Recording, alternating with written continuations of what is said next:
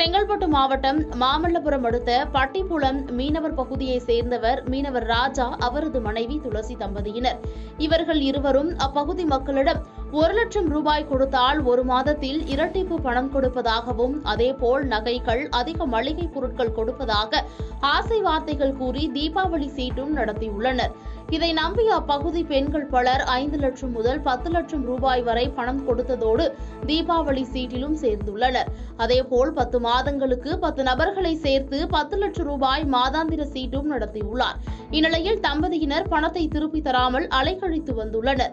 ஒரு கட்டத்தில் ஆத்திரமடைந்த பெண்கள் பட்டிப்புலத்தில் உள்ள அவரது வீட்டை முற்றுகையிட்ட போது கணவன் மனைவி இருவரும் வீட்டை பூட்டிவிட்டு சென்றுள்ளனர்.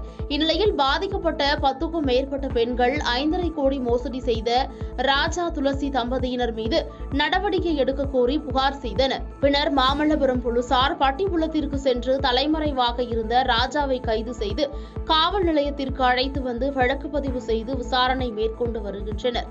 மேலும் மோசடிக்கு உடந்தையாக செயல்பட்டு தலைமறைவான அவரது மனைவி துளசியையும் போலீசார் தேடி வருகின்றனர்.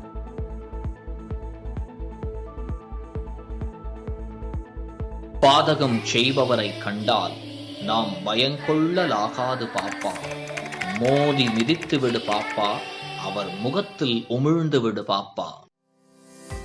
அண்மை செய்திகளை உடனுக்குடன் தெரிந்து கொள்ள இணைந்திருங்கள் இயம்நாடு தொலைக்காட்சியுடன்.